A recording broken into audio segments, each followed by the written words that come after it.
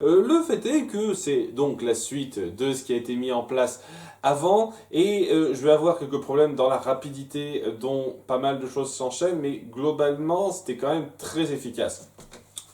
Ça commence donc sur Eda qui est emprisonnée. Elle était déjà complètement enchaînée en tant que chouette avant, mais elle est plus enchaînée, mais après elle l'est encore. Tiens, elle se libère à chaque fois apparemment, et c'est là que donc l'empereur Bélos arrive. Il avait promis à Lilith qu'il la sauverait de sa malédiction parce que elle peut pas le faire elle-même. Ce qui est un truc un tout petit peu gros, on en parlera un tout petit peu quand on y sera ça. Il se contente juste de lui rendre un petit peu sa raison pour discuter avec elle. Donc elle arrive à garder un petit peu de raison, mais au-delà de ça, elle reste quand même sous sa forme de femme chouette.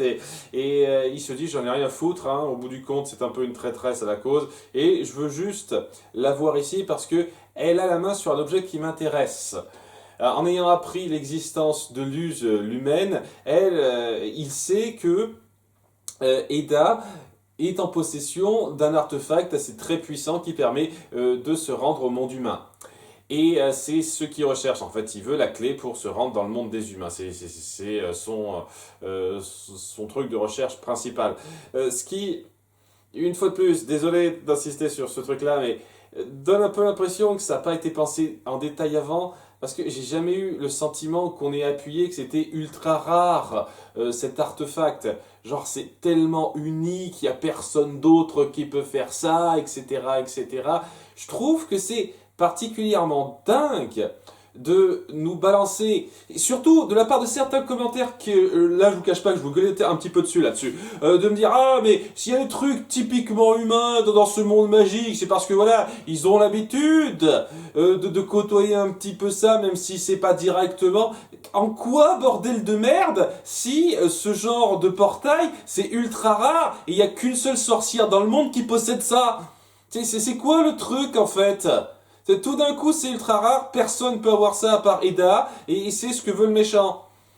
J'aurais pas été contre qu'on l'appuie mieux avant déjà, parce que j'ai vraiment pas le sentiment que c'était si rare que ça. Et maintenant, ça contredit tous vos arguments de merde, comme quoi, oui, certains trucs peuvent être typiquement humains, parce qu'il y a toujours l'influence humaine, alors que non. S'il n'y a pas ce portail qui est évident entre le monde humain et le monde magique, ça devrait pas être aussi évident que ça, les influences humaines. Donc merde quoi.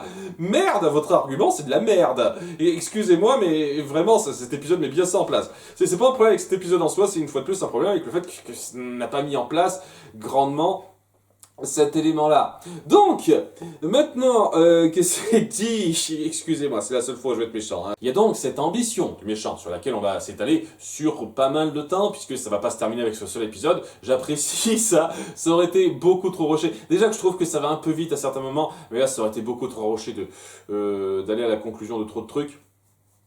Donc, et ça c'est mis en place et on se dit, il y a Bélos qui dit, elle veut pas répondre à ma question, on va la faire exécuter.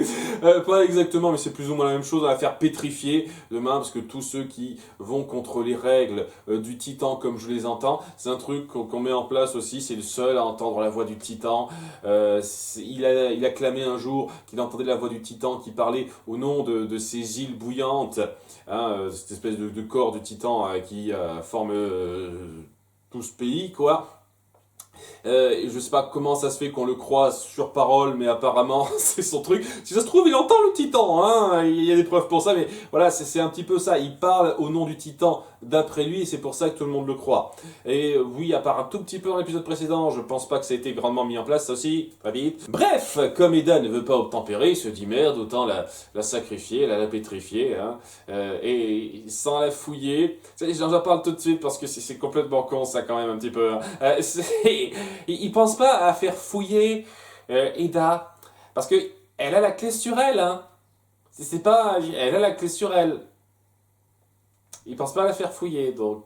Il pense pas à faire fouiller la maison d'Eda. J'imagine peut-être hors de sa portée parce que outil est trop puissant, peut-être, mais ouais, et c'est complètement con dans un sens, mec. Tu te dis, ouais, tu cherches cette clé, elle te dit pas où elle est, peut-être qu'elle l'aurait sur elle, non, tu penses pas à fouiller sa grande chevelure touffue, non, tu ne penses pas. T'es un petit peu bête sur le coup, Bélos, hein. Ça aidera bien pour la suite de scénario quand même, hein. Ça aidera bien, hein, c'est cette partie-là. Hein. C'est pas parfait, hein. Excusez-moi, c'est pas parfait non plus, hein, quand j'ai réfléchi en détail. Ouais, ça prête à être pétrifié, et Luz ne veut pas ça, évidemment. Luz ne veut pas ça, donc elle se prépare un petit peu à attaquer. King va un tout petit peu participer. À 2-3 détails près, il aurait pu ne rien faire, ça aurait été pareil, mais bon. Et donc, il faut qu'il se rende au conformatorium, c'est ça, l'endroit où donc on doit suivre le conformisme, une espèce de prison de l'endroit, et pour ça ils se font choper en train de marcher sur l'herbe. Ah, ils se font capturer rapidement, ils se font pas mettre des chaînes ou quoi que ce soit, on se dit pas oh ça pourrait être des créatures magiques ou quoi que ce soit, on fait pas gaffe. Et c'est histoire de rappeler rapidement, vous savez, il y a un gardien de cette prison-là. Et ben en fait, c'est juste une sorte de sous-chef du grand méchant. Ici, c'est une sombre merde maintenant. On le remonte rapidement. Je trouve que c'est un petit peu craché sur l'importance qu'était censé avoir l'épisode 1. Mais bon, on force facilement le côté. Je fonce dans la prison, je défonce tout sur mon passage, il n'y a pas de problème. Parce que les gardes sont nuls, parce que les règles sont pourries, et ça arrange bien le scénario, un petit peu aussi. Hein. Vous savez quoi, je vais peut-être revenir un petit peu sur ce que j'ai dit au début. C'était pas si génial que ça. Il y a des problèmes de mise en scène quand même. Après, ça devient un petit peu mieux. Ça devient un petit peu mieux. Voilà, après ça, voilà. Donc, elle fait donc son petit rampage dans la prison où personne peut la stopper jusqu'à se rendre à la cellule de Eda qui n'est pas plus gardée que ça, pas plus surveillée que ça, et où elle parvient à lui faire reprendre un petit peu sa raison rapidement parce qu'ils sont proches, tout ça, et elle lui dit « Ok, prends la clé qui est dans ma chevelure, rentre chez toi et détruis cette clé de façon à ce que l'empereur ne puisse pas mettre la main dessus parce que je veux pas ça. » Et il y a ces au revoir un petit peu touchants, très jolis, où elles appuient vraiment ce qu'elles ont vécu. On revient sur une phrase qui a été dite dans l'épisode 1, je trouvais ça un petit peu mignon aussi, c'était plutôt bien fait ce moment d'attachement où on appuie vraiment ce qu'elles ont un peu traversé ensemble et comment leur lien s'est forgé au fil de cette saison 1. Et aussi, de façon un petit peu fortuite, très timée, c'est pile poil à ce moment-là et qu'elle est élevée en haut de la place publique pour être exécutée, pétrifiée. Et donc, Luz se retrouve un petit peu seule à ne pas savoir quoi faire. Est-ce que je suis ses directives ou est-ce que je fais quelque chose contre ça? Mais c'est là qu'il y a Lilith qui apparaît pour essayer de lui parler. Bon, au début, elle est un petit peu énervée, Luz, parce que bon, c'est un petit peu compréhensible après ce qui s'est passé. Oui, j'avoue, une fois de plus, sur ton côté, je vire totalement cruel pendant une petite période, là, et maintenant, je regrette ce que j'ai fait, c'est un petit peu... un peu concon quand même, un petit peu rapide, et donc ouais, elle met du temps à se faire comprendre, ce qui amène déjà à ce qu'elle se batte dans le monde humain, puisque le portail était un petit peu ouvert, donc elle tombe un petit peu dedans, c'est histoire de faire un petit peu de... un petit symbolisme entre guillemets, c'est pas exactement ça, un petit moment où on nous fait bien comprendre que Luz va voir son monde et se dira c'est pas grave si j'y rentre pas tout de suite, je suis même un peu prête à risquer mon ticket de sortie pour la suite. Parce que Lilith finira par raconter un petit peu sa vie en disant qu'elle a toujours été très proche de sa sœur, elle voulait tout faire ensemble. Il y a même un sort qu'elle a lancé lorsqu'elle s'est fait un petit peu mal au genou pour partager la peine en deux. C'est un truc très pratique qui n'a pas du tout été instauré avant, mais qui aidera bien pour la résolution de fin de cet épisode, et qui, donc suivra avec elle ce désir de rentrer dans la grande académie, la grande confrérie de l'empereur, de façon à ce que elles suivent cette école d'élite. Seulement, voilà, lorsqu'elles veulent s'y inscrire, il n'y en a qu'une seule qui doit être prise. Parce que c'est un quota fini. Et à aucun moment donné, on se dit, ah, peut-être l'année prochaine, quand des places se libéreront, apparemment, on peut pas faire comme ça. Hein. On va dire qu'elle était jeune. Hein, on va dire qu'elle était jeune. Elle avait une couleur de cheveux bizarre qui a changé en vieillissant. C'est un truc de ce monde aussi, quoi. En grandissant, notre couleur de cheveux change. Mais pas en vieillissant, les cheveux deviennent blancs. Non, c'est juste en vieillissant, en devenant un petit peu plus adulte, genre 20-30 ans, on a des cheveux qui deviennent d'une couleur totalement différente. Donc là, les cheveux orange, ils passent au bleu. Certains me diront, c'est pas exactement ça. Je suis daltonien. Arrêtez de me casser les couilles à chaque fois que je me trompe sur une couleur, merde. Donc, ouais, je le dis tout de suite, excusez-moi. C'est pas de votre faute, mais je suis daltonien, que ce soit bien d'accord. Donc, il y a, il y a ce truc, donc, où elle se dit, ma sœur était trop puissante pour moi. Donc, j'ai décidé de tricher en prenant le premier parchemin de malédiction que j'ai trouvé, en me disant que ça la rendrait incapable de faire de la magie pendant une journée, et puis voilà. Mais non. Elle n'a pas réfléchi plus à ça. Elle n'a pas fait plus de recherches sur son sort, en fait. Et ça donne un petit peu une excuse rapide qui donne pas l'impression d'avoir été grandement réfléchi avant, une fois de plus.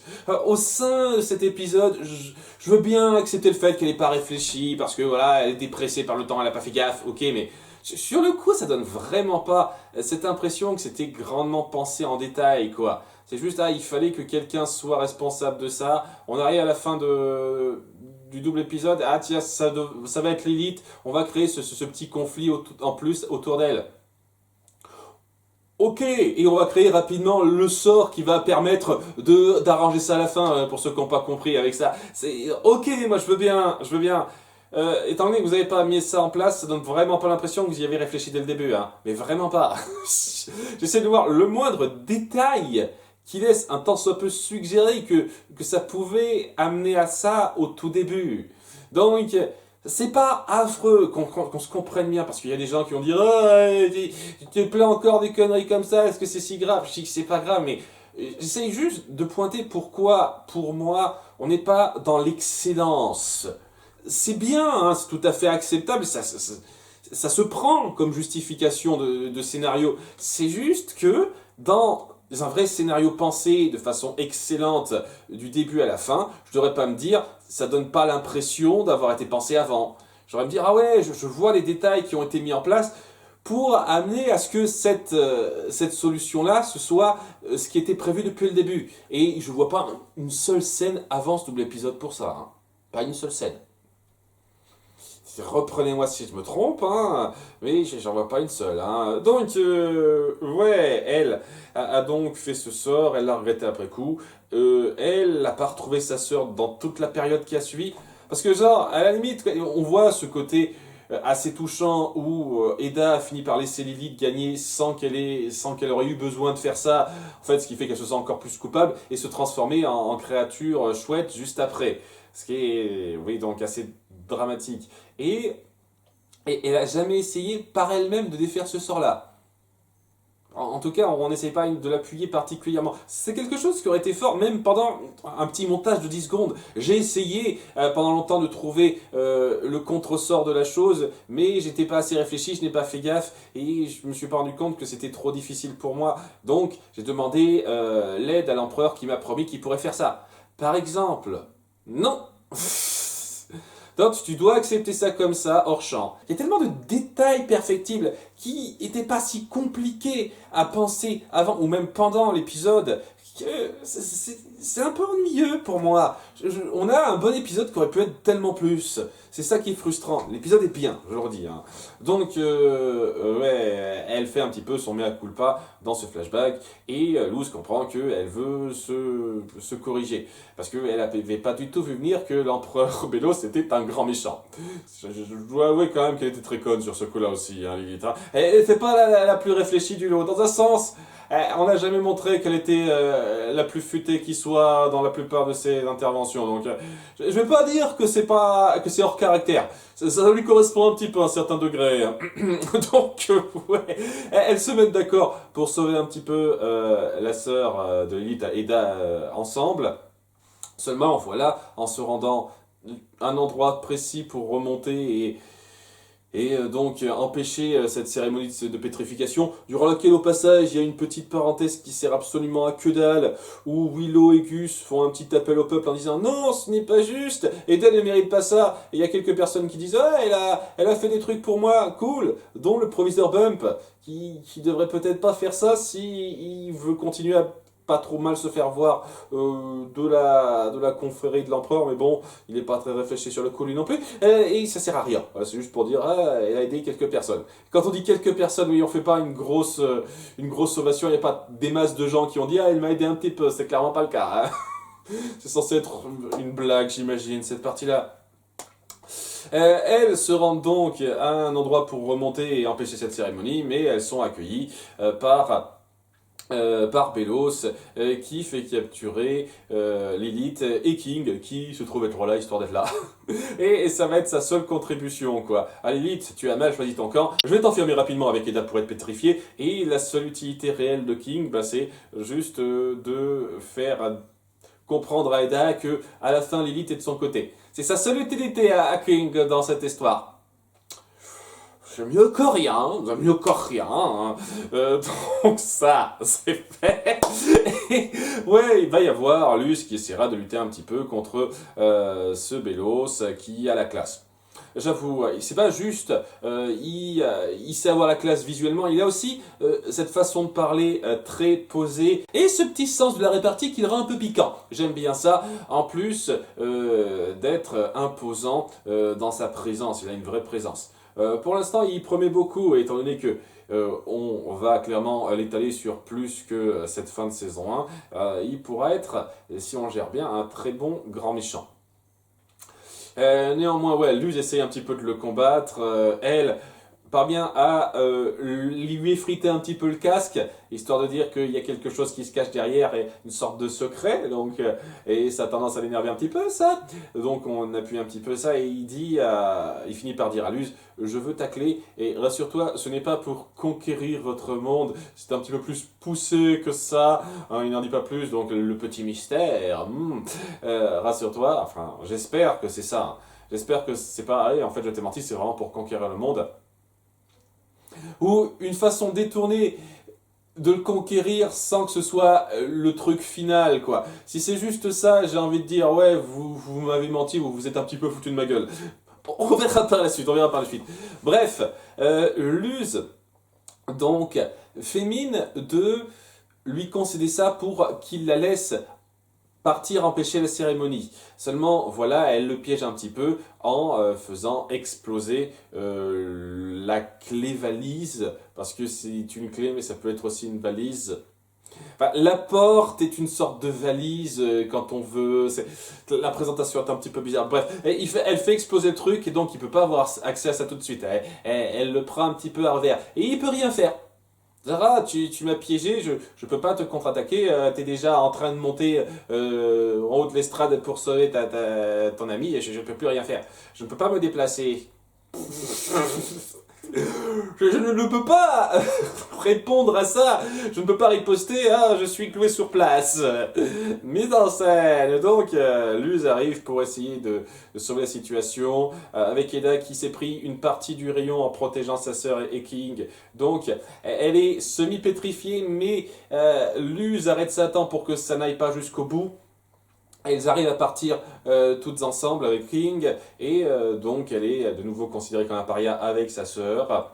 Ce qui veut dire que faudra très certainement déplacer la maison, parce que vous savez où ils vivent, on sait où vous vivez, donc il faudra très certainement déplacer cette maison si vous voulez garder un certain anonymat. Et surtout, comment ça va se passer avec Luz? Parce que vous savez logiquement qu'elle se rend à Exide, ou alors vous êtes con au point de ne pas faire gaffe à ça. Ça fait partie des réflexions. Alors, ce n'est pas du tout un problème avec l'épisode en question, ce sera peut-être pour la suite, quoi. Maintenant que la bande est un petit peu en zone rouge par les autorités encore plus qu'avant, ouais, ça devrait pas passer, on ne devrait pas laisser certains trucs se faire. Mais on verra, on verra. Bon, il y a aussi le discours de Belos qui dit au bout du compte, je la laisse vivre.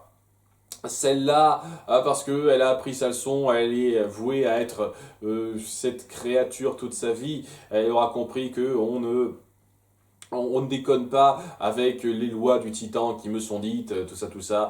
Et ouais, c'est très rapide ça. J'espère que c'est pas l'excuse pour dire on n'en a plus rien à foutre et c'est plus des hors-la-loi, quoi. J'espère vraiment que ce sera un peu différent ça.